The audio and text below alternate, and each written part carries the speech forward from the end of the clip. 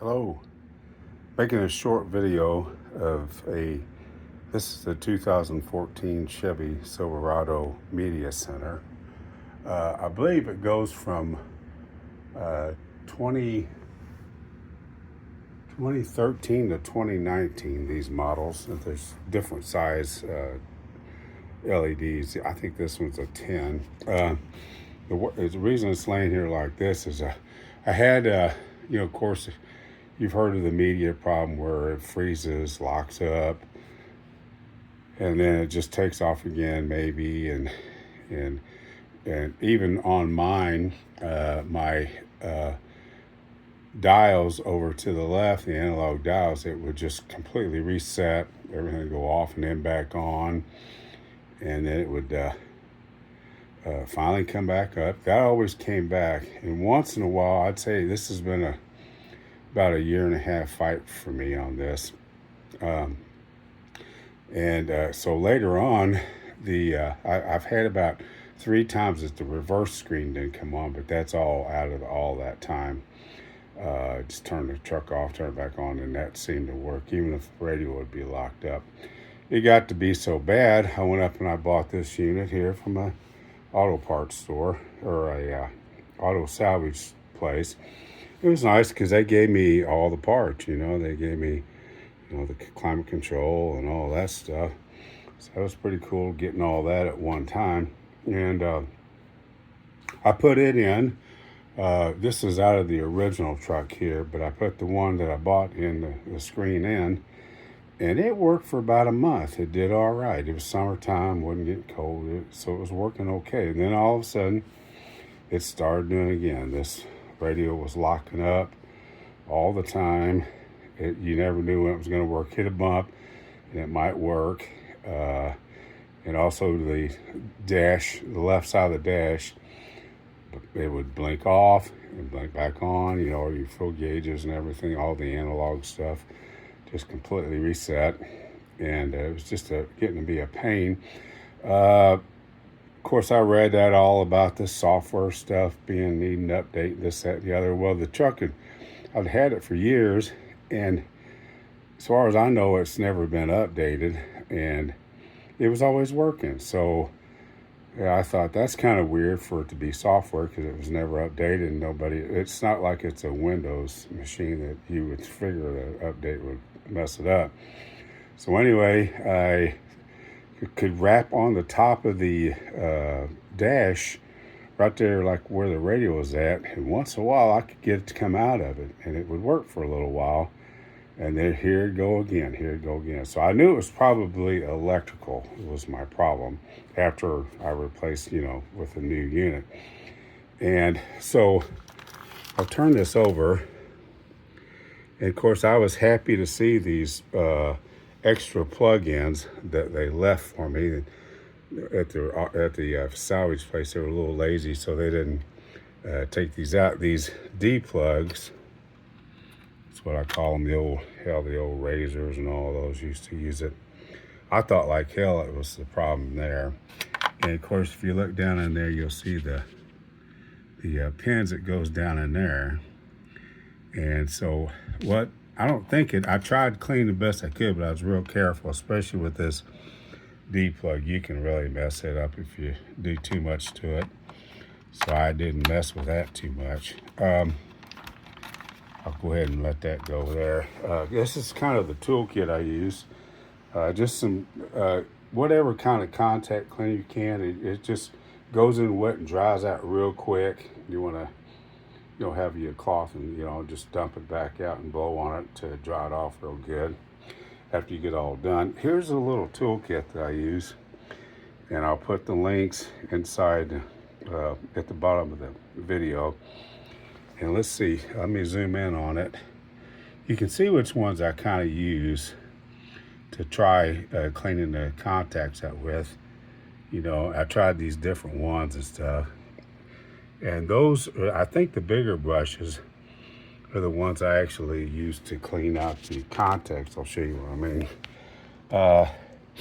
This plug here, if you look at it, it's got those little holes in there where the wires are. And of course, you only really need to clean the ones where the wires are at if you want to be careful. So what I did is I just took one of these. It's like an orifice cleaning tool or whatever.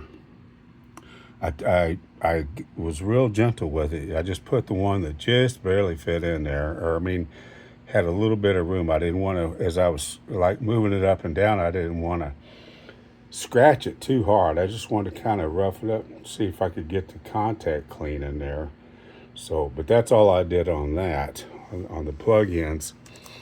And on the other part of it, the pins, I just took the wire brush, got down there the best I could, scrubbed it around in between the two sets of contacts. They were kind of which way. I just kind of cleaned up on it, and just went ahead and finished up with the contact cleaner, cleaned it out and let it dry off. And then right before I was getting ready to assemble everything, there's some more. I was going to go out to the truck and take that apart and show you that end of it. But I would take the little plug-ins, no matter which ones they were like this, and I would get no oxide grease, and I would just barely, it comes in a tube, so I just press it, hold it to the top here, right there, and then I would just skim across it. You don't want a whole lot in there. You just want just enough to cover that surface there, because it kind of gets in the hole. So when I clip it in, I would clip it in. Let me see if I'm going the right way. Clip it in, it's clipped in. I'd reach in there, pull it back out, clip it in, pull it back out, clip it in, do it 3 times each one. What I was trying to do is just make sure it had a good contact. So, okay, so that's what I did with all the ones, even the ones outside I'm fixing to go show you. So anyway, right now I'm gonna pause the video and I'll see you back in a second. Okay, here's the inside of the truck. Got a little clip holder there. ProClipUSA.com. I love that thing. You just gotta go in there and tell what vehicle you got, what phone you got. It just clips into that back there, real handy, like real in and off. Okay, so that's how it's set up now. And I've got the analog dash. The analog dash is what was resetting itself too. And I'll go ahead, and you've probably seen all this before on the other videos, but I just use this little tool right here to kind of reach in there, get a spot loose. Just put that tool down, that's all you need it for. And just pull the rest of that off. I got this wire. This wire was running over here for my power for my telephones. And then that just pops right off. I just kind of lay it out of the way here. Okay, now these screws here, let me see exactly what. Okay, so you got, you know, you can see your screws there. One down the bottom down here. And there's one in each corner. So I'm gonna pause the video again, and then I'm gonna take that out, and then I'll yank it out and show you the back part of it. Okay, so once you get those 4 bolts taken out of there, you just kind of jiggle it around here a little bit and get her laid over. You know, of course, if you want to clean those contacts, you'll have to take it all apart and all that. But I did that when I did it, and I used I need a correction on the grease. I said some other kind of grease, but you need dielectric grease for electrical stuff. Okay, now I had these down here. One of them's for like 4-wheel drive, something or another, and then a traction control. So those don't have anything to do with the media center or the radio. This green plug is where the actual problem was, I believe, because it had burnt contacts in the green pins. But I went ahead and I took everything off. This is actually easier to take off. You got 2 antenna plugs, XM and a FM plug, I guess. And then there's 3 little plug-ins. You can't mess them up, but what you do is just reach in there, and there's a little clip or something in there. If I can find out where it's at, and that radio should come out. Okay. All right. So, and these have like little push tabs like the rest of all the wires. See, it's a little easier to get to that way. And I'm sorry about this, but I'm the only camera person here. So what I'm gonna do is I'm gonna pause this, and I'll take those loose. They're all the same way. They come right out, and I'll be right back. Okay, that took about 10 seconds. Okay, I got it all broke loose, and it's pulled loose there. Just pull it out. I guess this is a radio control head. It's got a XM module and who knows what. Must have done something to my finger. I'm starting to bleed here. Anyway, the actual contacts on the bottom and top on the very far right were the culprits that had a little darkening to them, and I believe that's what was jumping up and down, locking everything up. But anyway, I went ahead and cleaned every one of these contacts. Not so much on those plugs, but this plug here I cleaned and brushed out best I could. And until I could see that it was nice and shiny. Let me wipe some blood off my thumb before.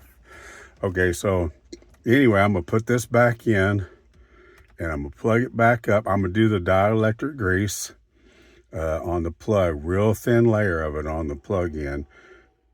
Pop them in, pop them out, do it 3 times on each plug. Not so much on the coaxes, don't worry about that. And then on all these plugs. So I'll be right back here in a sec. Okay, got her all put back together. Just, reverse what you did to take it apart. Okay, I'm gonna go ahead and turn the key on.